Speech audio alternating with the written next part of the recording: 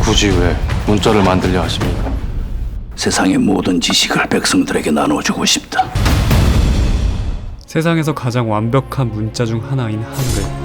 현재는 사라진 4개의 글자까지 사용하면 정말 세상에 존재하는 모든 소리를 표현할 수 있는 유일한 언어입니다. 이런 위대한 언어를 만든 주역들로 세종대왕과 집현전의 학자들이 가장 널리 알려져 있는데요. 하지만 오히려 한글 창제에 가장 심하게 반발한 것이 바로 집현전 학자들이었다는 것이 최근 떠오르는 주장입니다. 팔도 선비들의 외침이 정녕 안 들리십니까? 당시 세종을 도와 훈민정음 제작에 가장 큰 기여를 한 것은 바로 신미스님이라는 한글 창제설이 가장 신빙성 있다고 부각되고 있는데요. 그렇다면 왜 이런 인물이 역사에 기록되지 못한 걸까요? 역사에 기록되지 못한 한글 창제의 진짜 주역을 영화 나란말싸미와 함께 파헤쳐봅니다. 세상에서 가장 쉽고 가장 아름다운 문자. 새로운 언어를 만드는 것은 세종대왕도 자식들을 비롯한 몇몇에게만 알렸을 정도로 당시로서는 굉장히 파격적인 행동이었는데요. 가장 큰 이유는 당시 사회 전반에 깔려있던 모아사상입니다. 이 나라가 있는 것이 누구의 덕이옵니까? 명이 있어야 조선이 있는. 중국의 문물을 흠모하고 따르는 사대주의 모아사상 때문에 중국의 언어인 한자를 사용하지 않고 새로운 언어를 만드는 것에 대한 엄청난 반감이 있었던 것이죠. 이런 비협조적인 상황 속에서 소수의 인원으로 새로운 언어를, 그것도 0부터 만든다는 것은 거의 불가능에 가까웠습니다. 그래서 참고할 만한 언어가 필요했는데요. 그 언어가 바로 인도의 고전어인 버머입니다. 그 당시 버머를 완벽히 할 줄 아는 사람은 바로 승려인 신미스님 뿐이었는데요.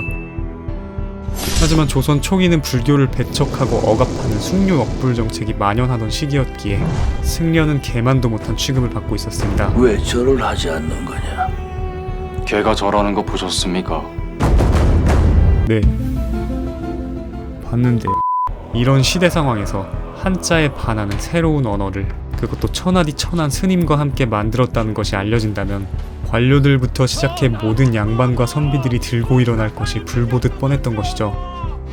문자를 중놈들하고 만들었다고요. 그래서인지 한글이 반포되기 전까지 세종실록 그 어디에도 한글을 만들고 있다는 기록이나 누구와 함께 만들었다는 이야기는 단 한 글자도 없습니다. 힘겹게 만든 훈민정음의 원활한 보급을 위해서였다는 것이 예상되는데요. 물론 이 이야기 또한 최근 들어 부상되고 있는 가장 가능성이 높은 설에 불과하긴 합니다. 하지만 여러가지 정황과 근거가 있기에 가장 가능성 높은 설로 여겨지고 있는 것이겠죠.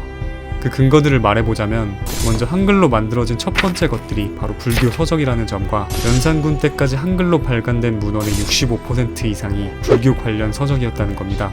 또 그 유명한 나란말싸미 중국의 나라로 시작하는 세종의 한글 어지가 정확히 108자라는 점인데요. 108은 불교에서 가장 신성시하는 숫자 중 하나죠.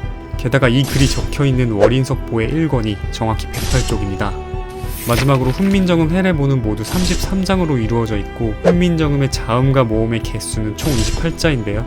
숫자 33은 불교의 우주관인 33천을 상징하는 숫자이고, 숫자 28은 절에서 아침 저녁으로 종을 치는 횟수입니다. 과연 이 모든 게 우연일까요? 전 그래서 처음으로 이런 뒷이야기들에 대해 다루는 영화인 나란말싸미에 대한 기대감이 엄청 큰데요. 사실 지금껏 세종을 다룬 작품은 정말 많았죠.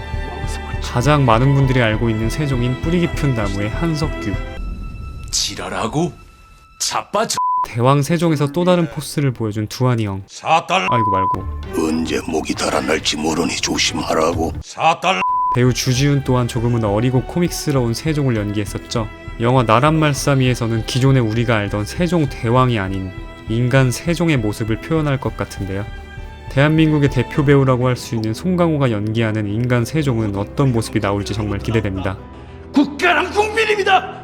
사실 이번 칸 영화제에서도 기생충이 황금 종려상을 받지 않았다면 나무주연상의 강력한 후보였다고 하는데요.